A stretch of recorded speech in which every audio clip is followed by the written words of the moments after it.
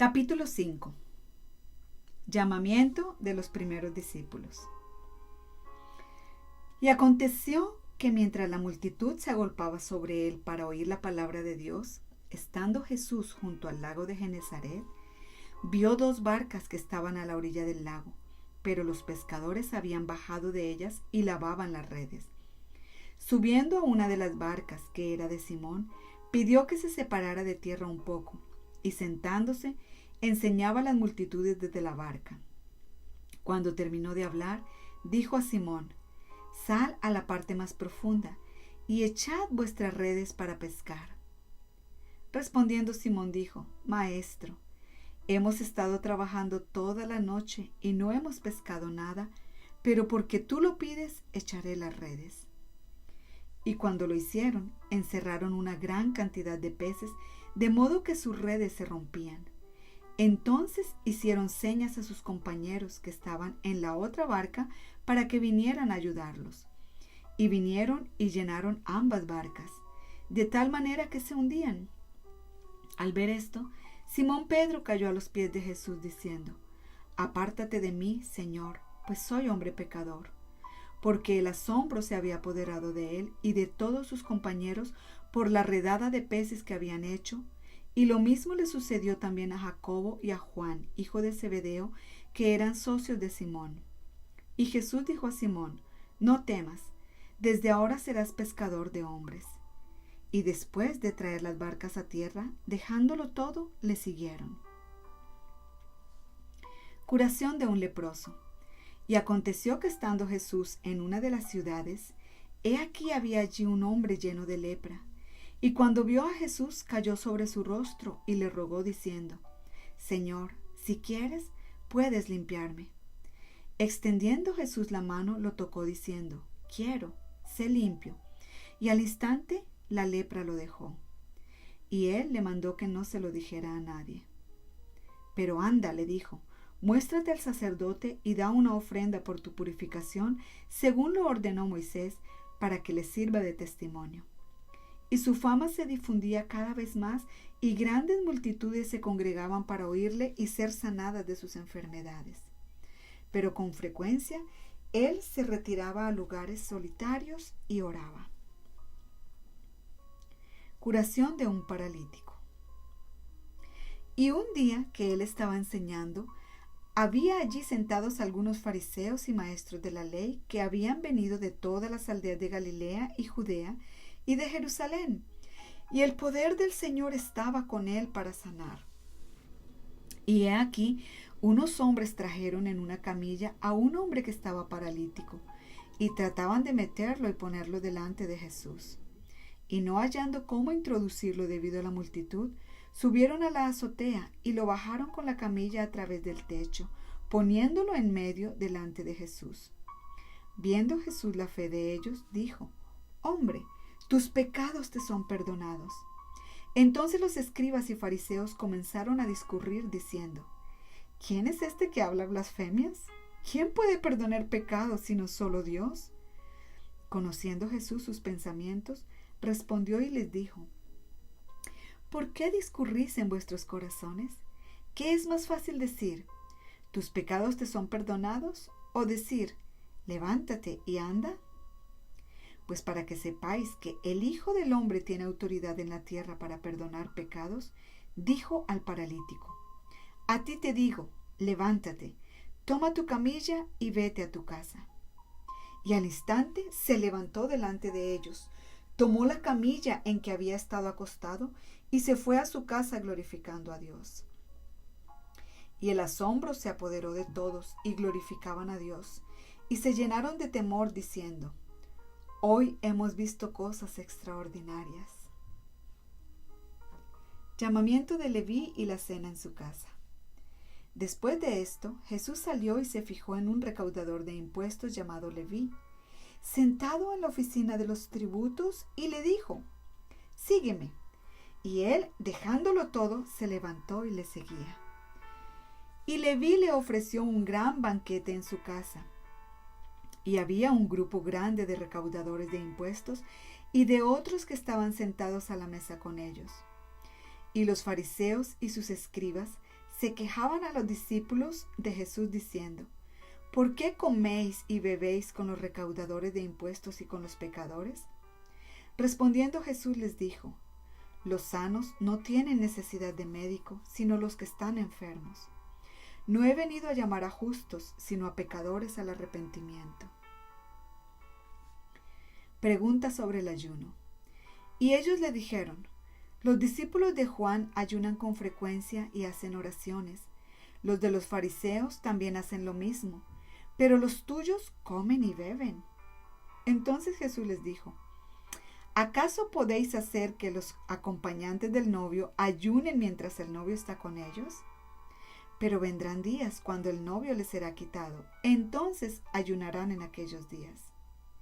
También les dijo una parábola.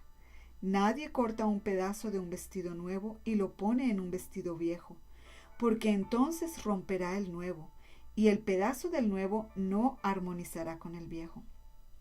Y nadie echa vino nuevo en odres viejos, porque entonces el vino nuevo romperá los odres y se derramará, y los odres se perderán, sino que el vino nuevo debe echarse en odres nuevos. Y nadie, después de beber vino añejo, desea vino nuevo, porque dice: el añejo es mejor. Capítulo 6. Jesús, Señor del día de reposo. Y aconteció que un día de reposo Jesús pasaba por unos sembrados, y sus discípulos arrancaban y comían espigas, restregándolas entre las manos. Pero algunos de los fariseos dijeron: ¿por qué hacéis lo que no es lícito en el día de reposo? Respondiéndoles Jesús dijo: ¿ni siquiera habéis leído lo que hizo David cuando tuvo hambre, él y los que con él estaban? ¿Cómo entró en la casa de Dios y tomó y comió los panes consagrados, que a nadie es lícito comer sino solo a los sacerdotes? Y dio también a sus compañeros, y les decía: el Hijo del Hombre es Señor del día de reposo. Jesús sana al hombre de la mano seca. Y en otro día de reposo entró en la sinagoga y enseñaba, y había allí un hombre que tenía la mano derecha seca. Y los escribas y los fariseos observaban atentamente a Jesús para ver si sanaba en el día de reposo, a fin de encontrar de qué acusarle. Pero él sabía lo que ellos estaban pensando, y dijo al hombre que tenía la mano seca: levántate y ven acá. Y él, levantándose, se le acercó. Entonces Jesús les dijo: yo os pregunto, ¿es lícito en el día de reposo hacer bien o hacer mal, salvar una vida o destruirla? Y después de mirarlos a todos a su alrededor, dijo al hombre: extiende tu mano. Y él lo hizo así, y su mano quedó sana. Pero ellos se llenaron de ira y discutían entre sí qué podrían hacerle a Jesús. Jesús escoge a los 12 apóstoles. En esos días él fue al monte a orar y pasó toda la noche en oración a Dios. Cuando se hizo de día, llamó a sus discípulos y escogió 12 de ellos, a los que también dio el nombre de apóstoles: Simón, a quien también llamó Pedro, y Andrés su hermano, Jacobo y Juan, Felipe y Bartolomé, Mateo y Tomás, Jacobo, hijo de Alfeo, y Simón, al que llamaban el Celote, Judas, hijo de Jacobo, y Judas Iscariote, que llegó a ser traidor. Descendió con ellos y se detuvo en un lugar llano, y había una gran multitud de sus discípulos y una gran muchedumbre del pueblo, de toda Judea, de Jerusalén y de la región costera de Tiro y Sidón, que habían ido para oírle y para ser sanados de sus enfermedades. Y los que eran atormentados por espíritus inmundos eran curados. Y toda la multitud procuraba tocarle, porque de él salía un poder que a todos sanaba. Las bienaventuranzas. Volviendo su vista hacia sus discípulos, decía: bienaventurados vosotros los pobres, porque vuestro es el reino de Dios. Bienaventurados los que ahora tenéis hambre, porque seréis saciados. Bienaventurados los que ahora lloráis, porque reiréis. Bienaventurados sois cuando los hombres os aborrecen, cuando os apartan de sí, os colman de insultos y desechan vuestro nombre como malo por causa del Hijo del Hombre. Alegraos en ese día y saltad de gozo, porque he aquí vuestra recompensa es grande en el cielo, pues sus padres trataban de la misma manera a los profetas. Pero ay de vosotros, los ricos, porque ya estáis recibiendo todo vuestro consuelo. Ay de vosotros, los que ahora estáis saciados, porque tendréis hambre.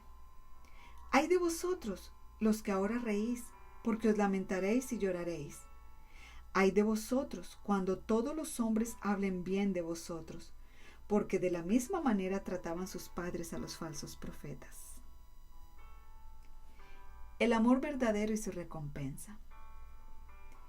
Pero a vosotros los que oís, os digo, amad a vuestros enemigos, haced bien a los que os aborrecen, bendecid a los que os maldicen, orad por los que os vituperan.